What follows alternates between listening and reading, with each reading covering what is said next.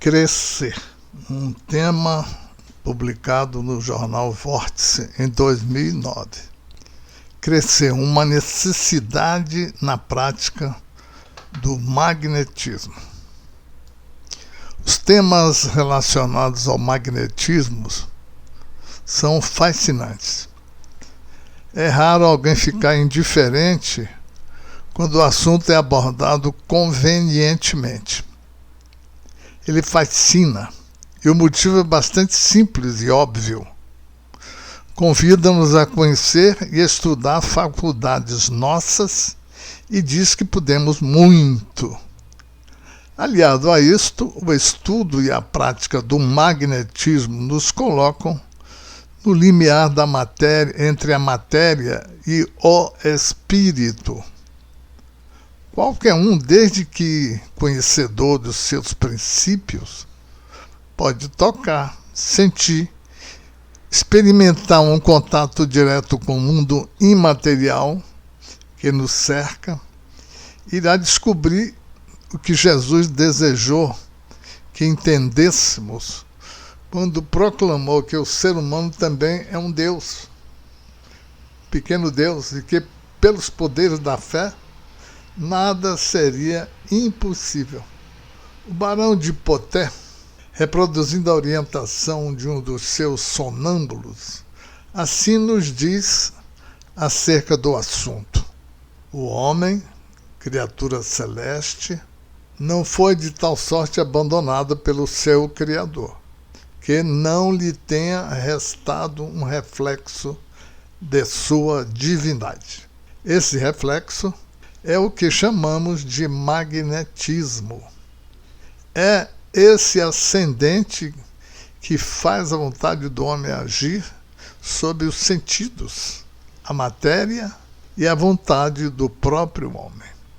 J.P.F. Deleuze enumera entre as noções gerais e princípios para magnetizar, dizendo que o homem tem a faculdade de exercer sobre seus semelhantes uma influência proveitosa, dirigindo sobre eles, por sua vontade, o princípio que nos anima e nos faz viver.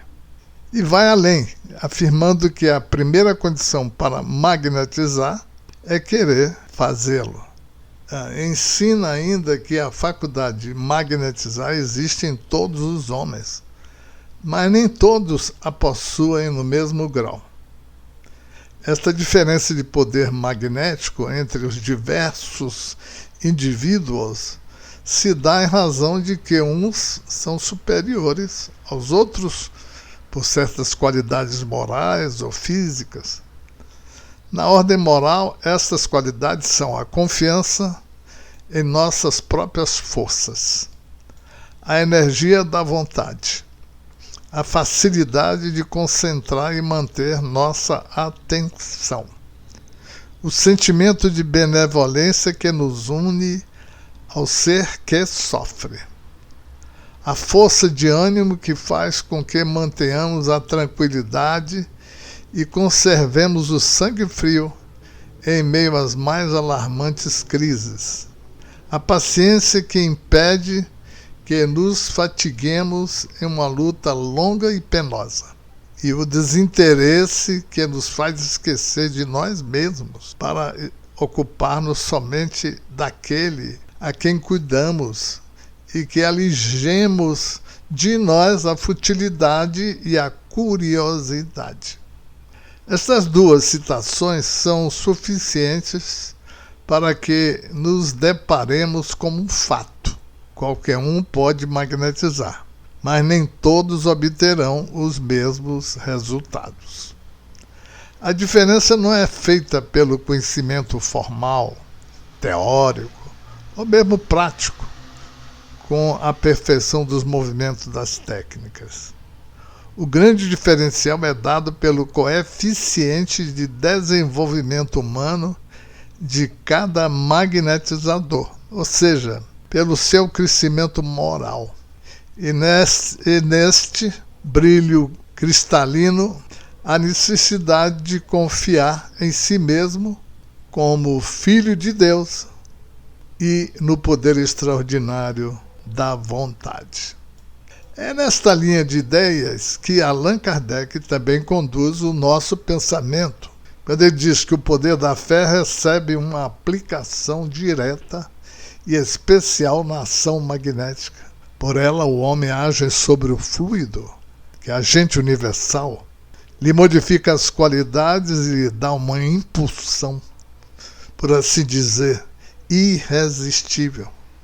Por isso, aquele que a um grande poder fluídico normal junta uma fé ardente, pode, apenas pela vontade dirigida para o bem, operar esses fenômenos estranhos de cura e outros que outrora passariam por prodígios e que não são senão as consequências da lei natural. É sabido que o exercício da fé e da vontade que é ensinado por estes grandes pensadores não é um exercício cego e tampouco aquele tipo de artigo religioso. E mesmo a espiritualidade, ampliando as noções dos magnetizadores e inserido uma visão nova sobre muitos fatos, veio nos dizer que não falava de fé sob o aspecto religioso, e sim como a vontade de querer e a certeza de que essa vontade pode receber seu cumprimento. É frequente as pessoas duvidarem da sua própria fé, exatamente porque não sabem definir este sentimento. E as referências culturais que temos não nos servem de boa base. Em geral, são tidas como pessoas de fé aquelas que seguem seus preceitos religiosos à risca, que são capazes de fazer romaria de joelho, que aguardam a realização de milagres. Nada disso é fé, ao menos não no sentido em que os magnetizadores, Kardec e a espiritualidade nos levam a refletir. A melhor definição que encontramos até o momento é a expressa em o Evangelho segundo o Espiritismo, na mensagem intitulada A Fé Divina e a Fé Humana, assinada por um espírito que simplesmente se deu a conhecer como espírito protetor. Diz-nos ele que a fé é o sentimento inato no homem de sua destinação futura. É a consciência que tem das faculdades imensas cujo verme foi depositado nele, primeiro em estado latente, e que deve eclodir e crescer por sua vontade ativa. Poderíamos substituir o termo tão desgastado pela incompreensão, por confiança e autoconfiança. Confiança em Deus, nas leis que regem a vida e na justiça de sua aplicação. O Espiritismo é um manancial para adquirirmos essa confiança. E a autoconfiança decorrente do fato de nos conhecermos criaturas celestes com reflexos da divindade. E, para tanto, o magnetismo é um exercício vital. É uma verdadeira academia para desenvolvimento nos músculos da alma, de fé, confiança e vontade. Unem-se magnetismo e espiritismo em um mesmo convite aos seus trabalhadores: a autotransformação, o esforço constante em tornar-se um ser humano melhor, em empregar uma vontade ativa no próprio crescimento, e daí resultam os chamados prodígios.